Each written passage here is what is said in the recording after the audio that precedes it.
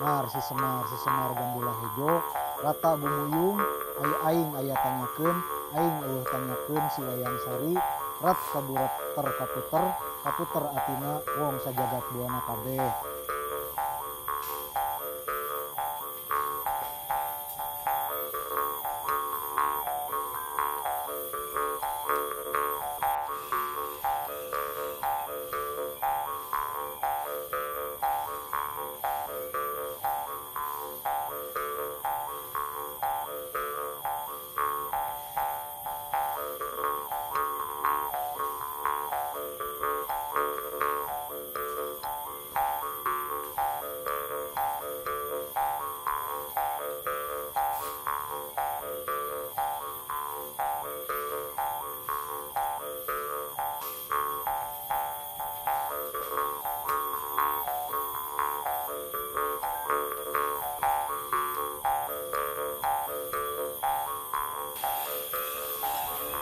Sampurasun. Loh, Mampes. Kang Kimong. Nyai. Lamang Kang. Saya alhamdulillah aduh pangesto. Ih, kirain tuh siapa Kang? Ikut Calika, ngobrol ya tuh. Calika. Aduh, dari mana ini teh? Dari keliling-keliling weh. Keliling-keliling. Hutan. Kita Keliling ketemu di hutan. sini ya. Lagi apa nih? Lagi Biasa kakarindingan nyari inspirasi atau betul menikmati alam. atau lagi PSBB? Semasa pandemi gimana Kang? Kegiatan masih jalan atau makin sibuk atau lagi ngerjain apa aja? Makin sibuk kan lagi penelitian ya, penulisan buku Bandung Bawah Tanah sama kemarin jalan sama tim dokumentasi sejarah jalan Indonesia, bikin penelitian tentang sejarah jalan di Indonesia. Kemarin juga sempat garap festival Karinding Day Out. Ini karinding dari mana nih Kang? Tipenya? Ini karinding buatan Abah Edan dari Ujung Berung, Babakan Jawa Ujung Berung. Kang, Cinta teh penasaran Kang. Dari tahun 2008. Dari 2008? 2000 main karinding? Ya, dari 2008. Dari 2008 sampai sekarang 2020, akhir 2020, Akang masih megang karinding. Pertanyaannya kenapa Akang bukan memutuskan ya, memilih karinding sebagai satu, Akang kan peneliti, sejarawan, penulis juga. Kenapa sampai serius banget ngulik karinding? Boleh ngomong jatuh cinta? Jatuh cinta terhadap karinding dan Akang kan ibaratnya masih muda. Kenapa sih Kang suka banget sama karinding, jatuh cinta sama karinding tuh kenapa? Jadi pas pertama kali kenal sama karinding itu dibekali dengan dongeng kalau ini teh Waditra pertama yang diciptakan. Waditra itu bahasa Sunda. Sunda kuna. Bahasa Sunda ya. Ada getar dan dengung yang bikin ketagihan gitu. Jadi pas belajar terus belum bisa simpen. Beberapa detik kemudian dibawa lagi, mainin lagi gitu. Pertama kenal dari mana? Pertama dengerin? Dulu Man Jasad sama Ameng Disinfected yang memperkenalkan. Ada satu kolektif namanya Bandung Syndicate. Kita mulai mengenal si karinding itu dari situ. Kalau kawan-kawan itu dapatnya dari Abah Olot, dari Mang Utun, dari Mang Engkus, itu diperkenalkan karinding. Dan pada kelanjutannya memang ketika dimainkan secara kolektif, jadi ada perubahan perilaku yang jauh lebih baik itu di anak-anak, dari nilainya, dari cara mainnya, dari bebunyiannya, itu ada apa ya? Seperti menggugah sesuatu. Kalau Akang pribadi sendiri, selama ini berarti 12 tahun mendalami karinding tuh apa yang dirasain, didapatkan? Waduh, banyak pisannya. Selain buku tebel ya, selain buku tebel sejarah karinding Priangan. Yang pasti ketenangan yang jelas mah. Kalau dari pribadi mah ketenangan. Kemudian kalau yang lebih luasnya lagi, ternyata dia itu menceritakan banyak hal dari mulai penciptaan alam semesta, kemudian bagaimana kita mewariskan kehidupan yang terbentuk di alam semesta, sampai ke berbagai hal yang tatanan ketuhanan, tatanan kemanusiaan, tatanan kemasyarakatan, tatanan kenegaraan, hukum wayah, hukum wanci, hukum waktu ya. kemudian banyak lah pokoknya dari hiji jeung 14 nepi ka hiji jeung nunggalna aya di Waditra ini gitu. Jadi mungkin singkatnya mah ini teh sebetulnya mah kitab pedoman yang kemudian dilarapkan di alat musik gitu. Saya kan musisi, jadi akhirnya ini yang paling cocok itu sebagai musisi mengolah bebunyian yang ada di sini, dan akhirnya ya udah kita explore aja gitu bebunyiannya. Sempet ya dimainkan di berbagai eksperimen musik. Kemudian dari 2017 saya memutuskan buat kembali lagi ke hakikat si karinding ini sendiri sebagai waditra kalangenan, alat musik kalangenan yang dimainkan sendiri saja. Jadi sekarang saya lebih explore solo sendiri aja. Jadi karinding ngetek ditinggal nih? Karinding ngetek ditinggalkan dari 2017, saya minta izin, akhirnya diizinkan. Udah dari 2014 pamit, akhirnya 2017 diizinkan. Saya bikin proyek musik sendiri saja sekarang, namanya John Pasisian. Oke.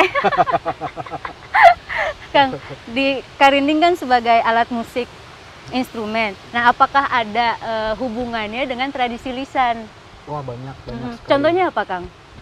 Ketika melakukan penelitian mengenai sejarah karinding Periangan, Periangan juga ini sebetulnya mengacu ke Parahyangan, tapi dalam bagi saya konteks Parahyangan yang lebih populer itu bahasanya adalah udah diperiangankan aja gitu. Oke. Ya, Parahyangan itu tempatnya para avatar.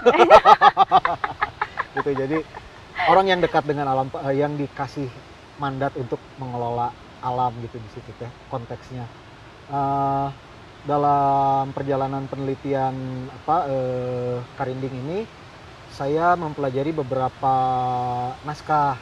Di situ ada itu masuknya pantun ya itu ya. Pendakian Sriajnyana, kemudian Sang Hyang Raga Dewata juga memuat karinding. Kemudian di Sang Hyang Siksa Kandang Karesian sebetulnya tidak disebutkan karinding, tapi disebutkan di situ ada peso pengot yang cecepengan para Brahmana. Jadinya kalau karinding paling mungkin dibuat oleh peso pengot, artinya yang membuat adalah para Brahmana. Kemudian ada di pantun Badak Pamalang, kemudian ada di Babad Panjalu, kemudian ada di pantun Bogor juga. Ada beberapa naskah yang belum sempat dipelajari, katanya ada di pantun Babad Kawung katanya juga ada, cuman saya belum mempelajari Babad Kawung.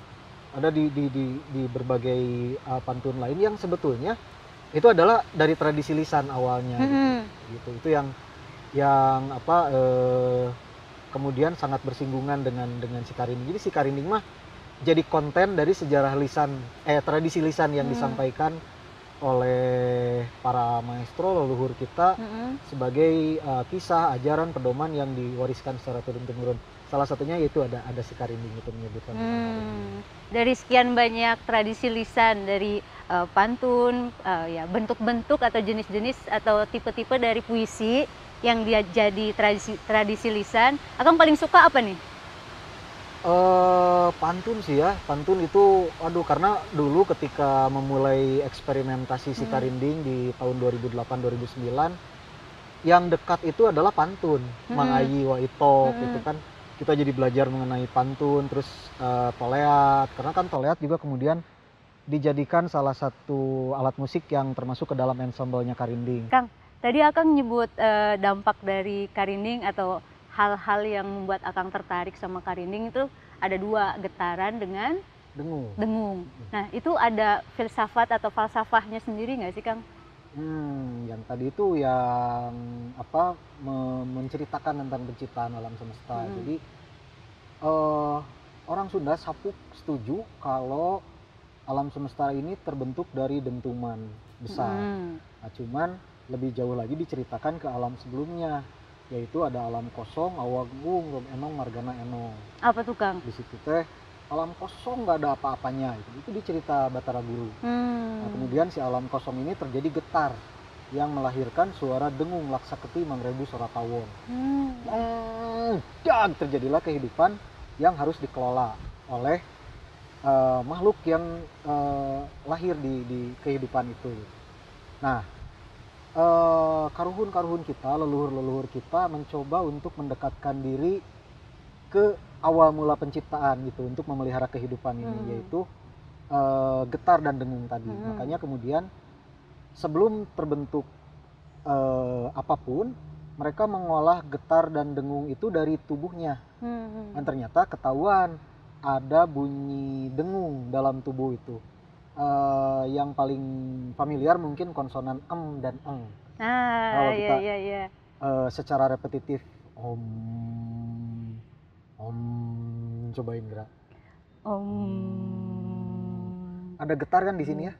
Nah, kalau terus dilakukan teh ada getar lagi ke sini nyambung. Nah, dan ini teh kalau terus dilakukan secara meditatif akan membukakan limbik otak belakang di sini. Dalam kondisi itu teh kita masuk ke kondisi ekstase, dan dalam kondisi alam yang sri, apapun yang kita minta akan terkabul. Gitu. Jadi saciduh metu seucapnya tak teh. Nah, itu teh dari pengolahan getar dan dengung di dalam tubuh kita. Nah, Kang, yang cerita-cerita ini tuh ada di dalam konsep atau ada di dalam tradisi lisan nggak sih, Kang? Ada banyak posisinya gitu. Kayak misalkan yang di pendakian Sri Ajnana itu kan menceritakan tentang alam kahyangan. Ajnana itu kan makhluk kahyangan yang kemudian diturunkan ke bumi untuk dunia tengah gitu. Dunia tengah untuk membangun struktur kehidupan di sini gitu. Artinya kan dia ada di tatanan spiritual si posisi, dan ketika Ajnana balik lagi ke kahyangan, dia masuk ke salah satu rumah, saya lupa namanya. Itu ada karinding nyelap di Pagosanding. Artinya kan dia posisinya ada di kahyangan. Kemudian di Sang Hyang Raga Dewata juga disebutkan karinding itu adalah alat musik kesukaannya Sang Hyang Bayu. Angin Bayu ya. Bayu Sang Hyang Bayu angin itu juga bermuatan spiritualitas gitu. Jadinya memang disitulah posisi si alat musik ini gitu, ketika kita sambungkan dengan tradisi lisan dalam ini naskah-naskah pantun dan lain-lain yang mendokumentasikan tradisi lisan. Gitu. Jadi memang di situ. Berkaitan dengan pengelolaan alam dan lingkungan hidup, kemudian si getar dan dengung ini diwujudkan dalam bentuk ini gitu, dalam bentuk karinding. Ini kan konsepnya getar, ada getar ini, dan dengung.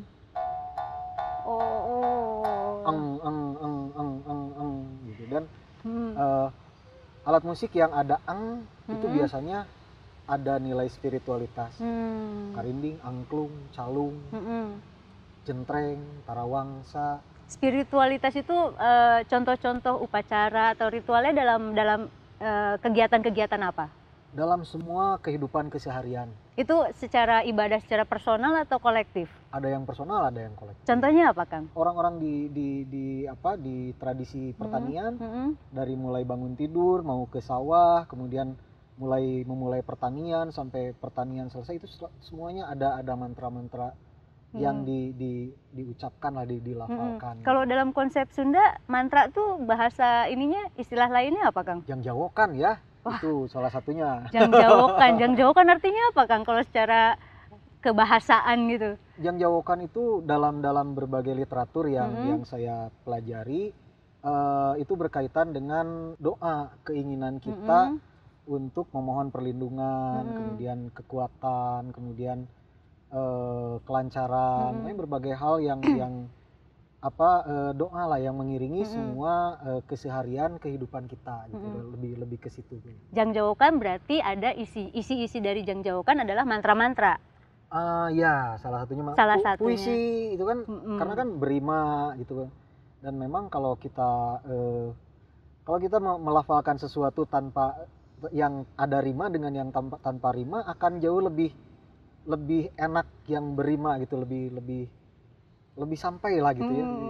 Mantra-mantra apa, Kang? Jenis-jenis mantra-mantra untuk apa? Salah satunya ada yang pelet kayak gitu nggak, Kang? Kalau di karinding ya. Gimana caranya, Kang? Salah satunya kalau di karinding itu saya sama ketika pertama kali kan ini alat musik yang hampir punah, kemudian alat musik pertanian dan ternyata ada beberapa juga yang menyebutkan eta mah keur pelet. Itu untuk pelet katanya seperti itu. Stereotipnya. Iya, untuk melet perempuan, dan memang dalam fungsinya juga awalnya ini alat musik kaulinan ngurang kali. Alat musik permainan anak. Ketika anak ini dewasa jadi alat musik pergaulan. Ya sebagai alat musik pergaulan kan wajar ya untuk nyamper perempuan, itu perempuannya untuk meresponnya laki-laki. Ada untuk penarik ya. Ya, makanya kemudian banyak disebutkan sebagai untuk ya pelet akhirnya gitu. Dan memang ada ternyata jangjawokan yang mengarah ke sana gitu, ke pelet itu. Saya temukan di Tangerang. Itu saya sempat bertemu dengan Oyo Raminah namanya. Beliau kemudian bercerita banyak bagaimana anak muda pada saat itu saling berinteraksi dan mempergunakan karinding sebagai alat pergaulan. Dan ternyata ada jangjawokannya, ada asihannya gitu yang harus dilafalkan lah sebelum main karinding biar orang jadi tertarik gitu, seperti itu. Itu biasanya apa ya? Jangjawokan itu tadi kan kalau karinding ada di upacara, ada di ritual, mau pribadi, mau kolektif. Nah, kalau jangjawokan sendiri secara fungsinya itu ditempatkan di mana? Di semua kehidupan, semua kehidupan masyarakat yang mempercayainya, yang jelas ya. Itu semua dari bangun tidur, bahkan kalau kita sakit pun ada gitu.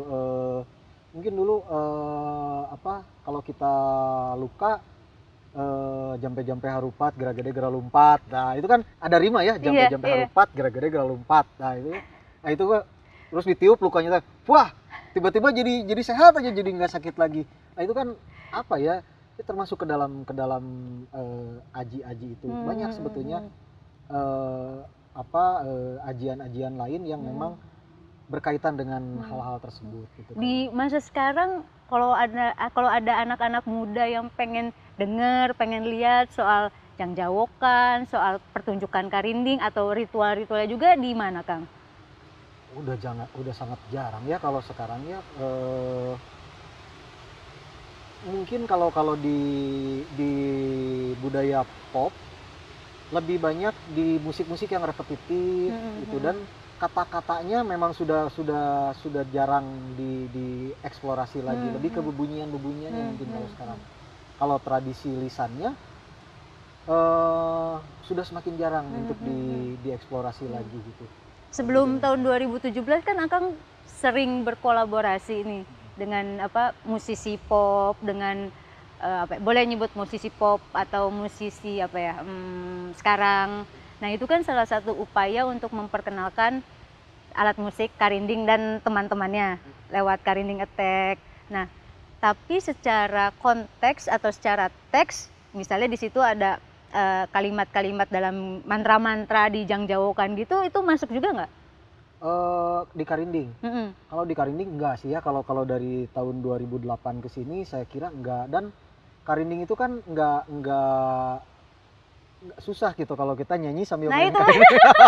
Nah itu kalau misalkan melafalkan mantra, contohin dong Kang, misalnya kita pengen melet, Akang main melet aku ngarepin. Akang misalnya pengen mengasih ke siapa. Nah itu tata urutannya, mantra dulu dilafalkan secara gamblang atau main karinding dulu, atau ada tahap-tahap tertentunya? Saya boleh sambil niron ya? Ya boleh, bangga. Ya, ini mantra jampe-jampe asihan yang dikasih sama Oyo Raminah. Ada tiga jampe. Yang pertama pangabaran. Isinya kurang lebih seperti ini. Bismillahirrahmanirrahim. Sakukudung tumbung sapepelik itil mapatkeun kula seleh huhahehe huhahehe huhahehe. Rat kaburat ter kaputer atina wong sajagat buana kabeh maring ingsun. Nah, itu pangabaran untuk ke perempuan, ke lawan jenis. Setelah ini dipapatkan, dibacakan di dalam hati, tabeh karindingna sambil dilihat si perempuannya. Kapelet sia kurang, mana resepnya gitu. Kan kalau kita yakin ada getar dan dengung sampai limbik gitu, itu ya puncaknya niat gitu ibaratnya. Langsung nyampe ke atas. Insya Allah kepelet. Itu pengabaran. Terus ada semar. Kalau Semar isinya kurang lebih gini. Bismillahirrahmanirrahim. Si Semar gandula hejo.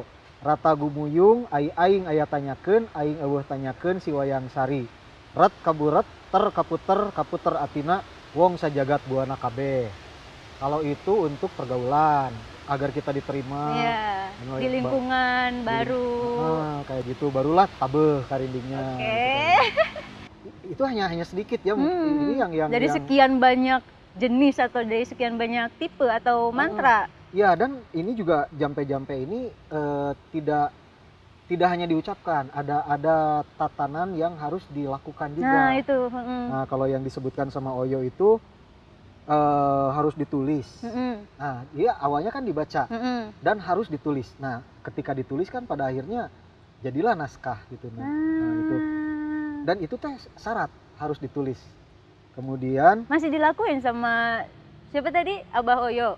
Oyo Ramina itu Oyo itu nenek. Nini atau kita nyebutnya apa nih? Nin. Oyo itu Nini. Oyo, oke. Raminah namanya. Oyo Raminah. Nenek Raminah. Setelah ditulis itu harus dipatek oleh manusia yang bersangkutan puasa 40 hari. Ambil setiap Senin dan Kamis atau wadalna. Kemudian ambil asar luhur 5 kali. Kalau Senin asar berang, buka cabai sebiji, asam sebiji, uyah secubit, gula sesentik, mati geni, mandi 7 sumur. Tapa banyak lah pokoknya ya yang harus dilakukan. Jadi tahapan untuk melet tuh bukan cuman itu aja, bukan cuman ngasih mantra, main karinding, tapi ada laku-laku yang lainnya. Ada laku dulu, setelah itu barulah kita bisa punya hak untuk melafalkan, memaparkan itu karindingan sebagai penutupnya gitu, jaga langsung gitu. Jadi itu memang yang diyakini bisa memikat lah ya, memikat apa yang ingin kita pikat. Kang, satu pertanyaan terakhir Kang. Setelah apa yang Akang lakukan penelitian karinding, sudah jadi bukunya udah jadi nih kan? Sudah diperjualbelikan? Sudah. Kalau mau beli di pesan langsung, tapi sekarang lagi mau dicetak massal. Oh, nah harapan Akang apa Kang? Di dalam Janjawokan kan ada di dalam apa ya? Boleh nyebut permainan karinding atau sebetulnya enggak juga. Enggak juga. Ya, salah satu di berbagai di hampir semua musik tradisional itu pasti memuat hal-hal spiritual seperti itu. Jadi karinding hanya sebagai media saja. Salah satu medianya aja. Nah, harapan Akang nih setelah menulis buku, setelah bikin lagu-lagu atau karya-karya di musik, Akang kan musisi juga, terus buku juga. Nah, harapan Akang nih ke anak-anak muda, khususnya di masyarakat Sunda yang muda-muda itu apa sih Kang? Untuk khusus karinding dan tradisi lisan lainnya.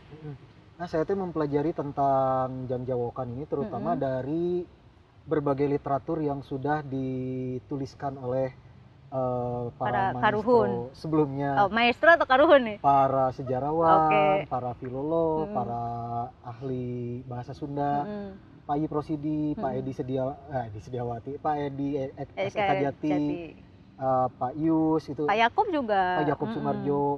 Jadi mereka itu banyak sekali menuliskan tentang Janjawokan ini.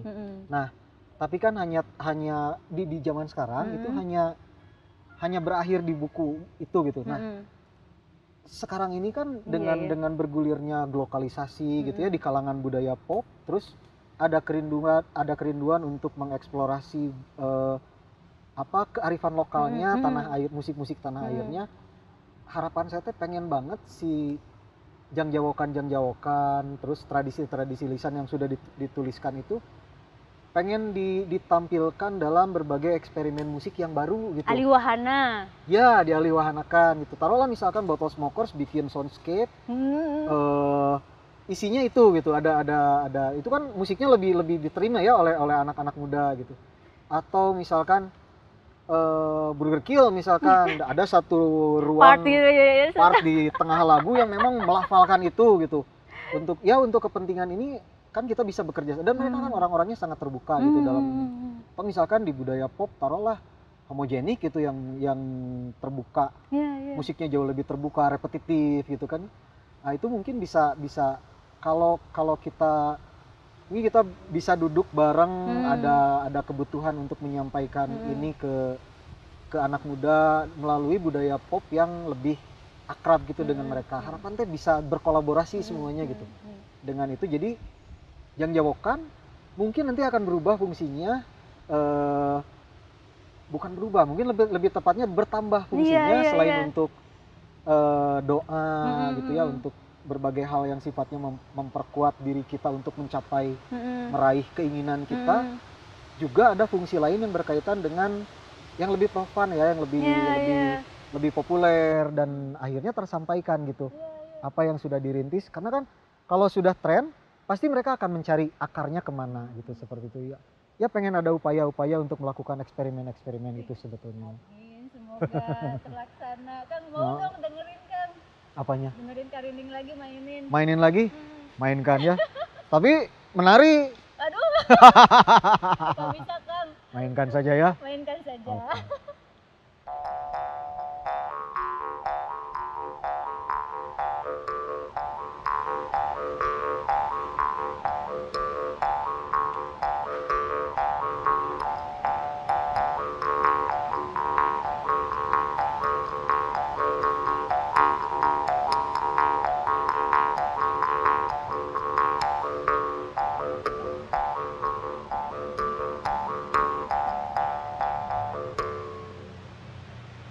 Kepelet nggak?